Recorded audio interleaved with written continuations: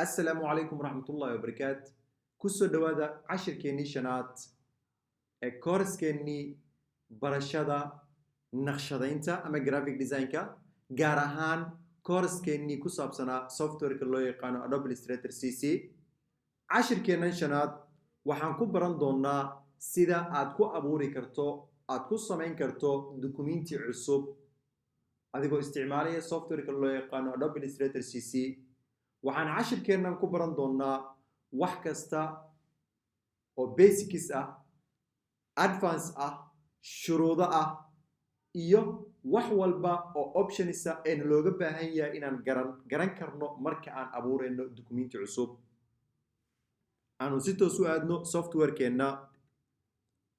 marka aad soo kiciso software-kaaga waxaa laga yaabaa in ayan kuu muuqan shaashadda aniga hadda ii muuqato kaleete because hawlahan meeshan yaallo iyo waxyaabahan kuu muuqanayo waa hawlo aan aniga horay u sameynayay ama aan u qabtay ee ii save garaysan ay ku save garaysan dukumentigayga haddii marka ay kuu muuqan waayaan thumbnailskan haddii kuu muuqan waayaan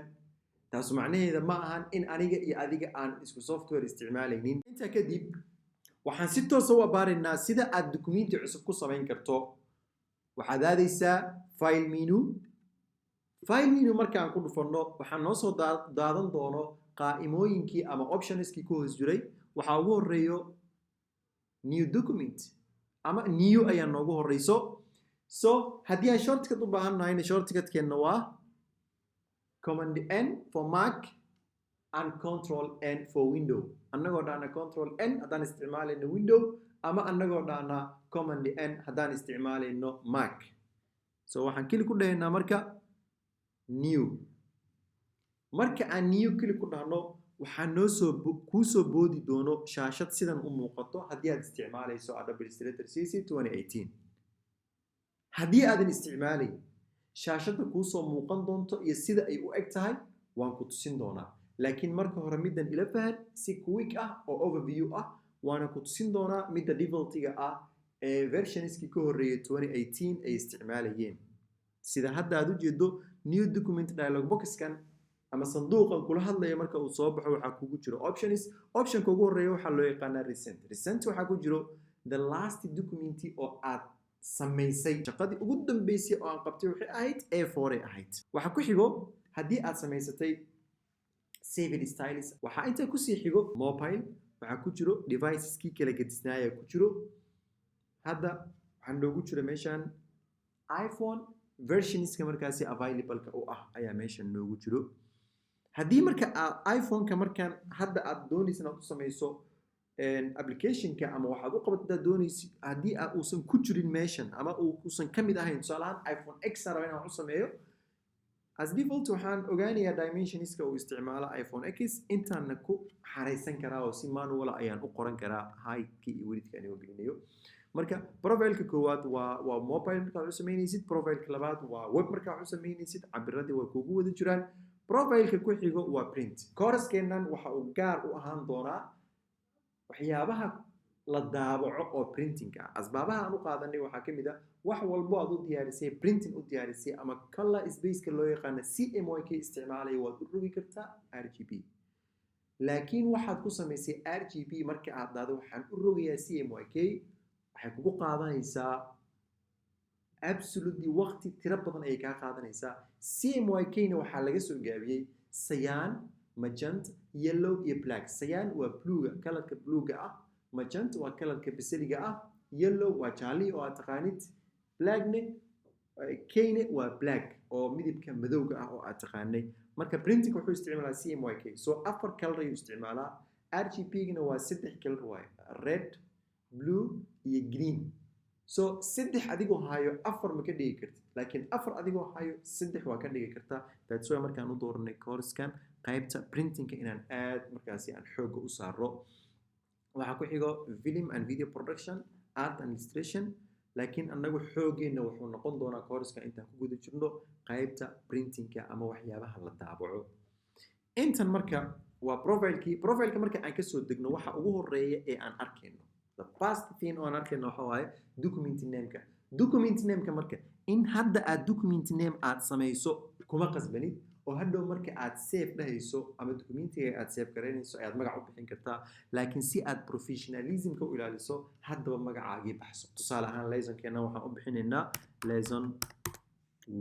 5 tusaale ahaan lesson 5 cashirkeenii shanaad. Waxaa intaas ku sii xiga marka waan arkaynaa width-ki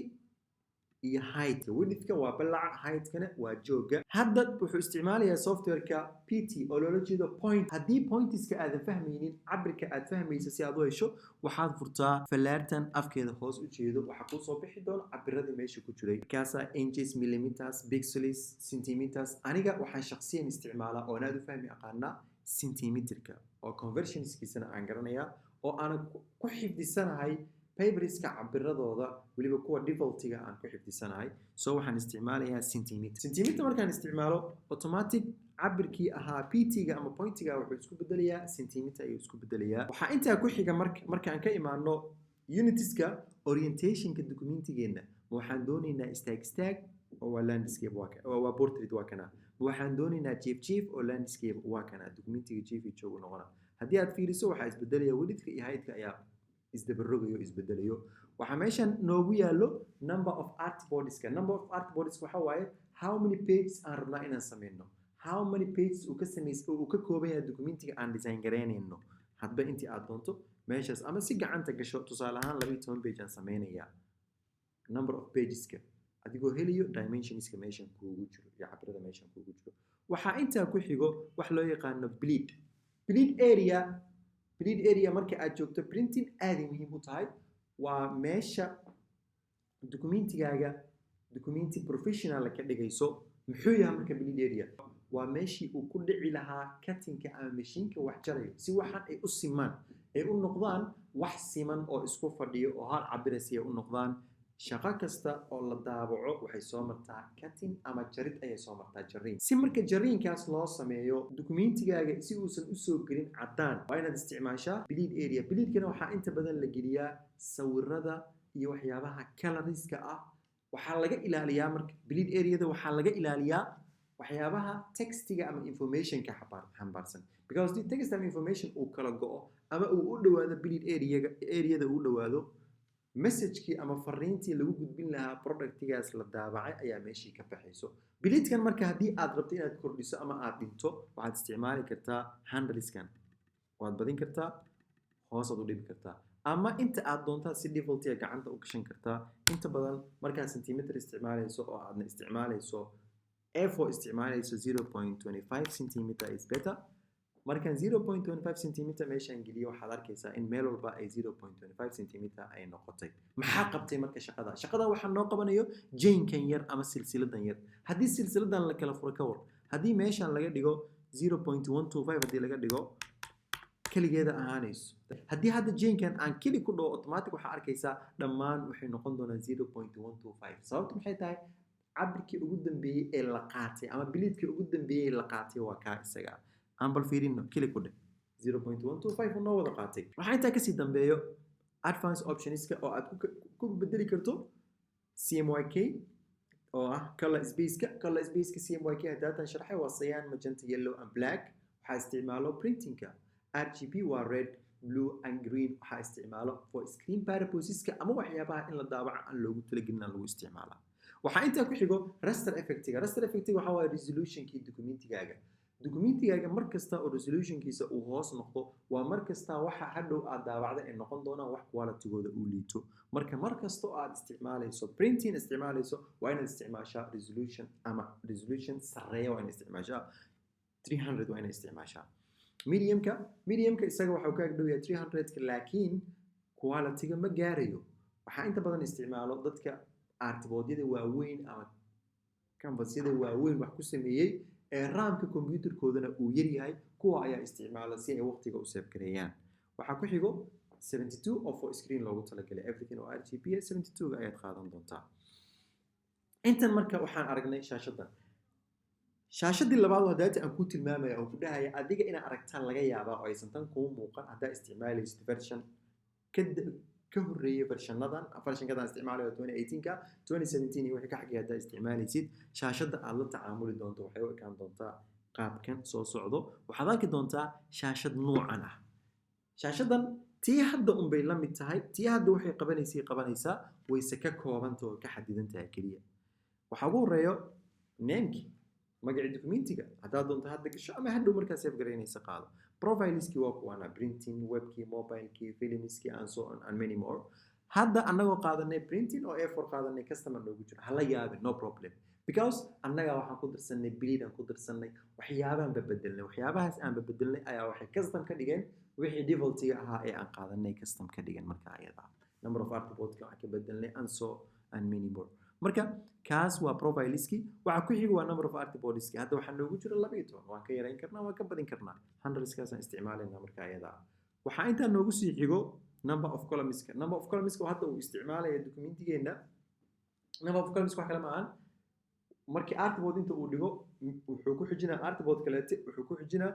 artboard kaleete ku xijinaa marka afar column markuu sameeyo ayuu hoos u degi doonaa taas waa macnaheeda marka kan waxa inta badan la iska qaataabo single column laga dhigtaa si documentiga kan koro markaa dhamaysid kan hoose u gudubtid kan hoose aan soo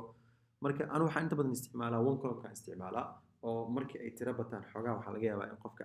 uusan xifdisnayn artboardyadii oo artboard uu u baahnaa inuu ka dhigto 3 uu 2 ka dhigto 4 uu ka dhigan lahaa uu 6 ka dhigo and so minimum marka kaas waa number of columns anu waxaan isticmaalaa one column kaliya inta waa size-kii cabirkii maadaama printing ay noo dooreed waxaan noogu jiro default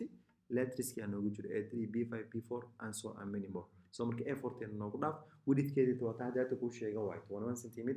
29.7 cm cabirada inaad xigtisaa ku fiican google-ka haddii aad geliso oo aad dhahdo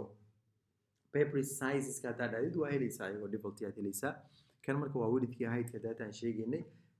unitska la isticmaalayo pixelski pointski millimeterski inta noogu jira anu waxaan ku dhahaa waxaan isticmaalaa centimeter waxaa noogu xiga orientationkii waxaa inta noo yaalo bleedkii jainkiini waa kana haddii aan kala furno waxa dhacay unawin waa taqaanaa okay advanced optionkii waa kana isaguna color moodkiisa iyo markii hadda aan soo sharaxnay raster effectiga hadda aan soo sheegnay afterwards marka waxaa noo yaalo cancel or create so hawsha aan qabanay marka ma cancelna maya yes create node waan abuureynaa haddii aan doonino wax ka bedelno waxaan tegaynaa document setup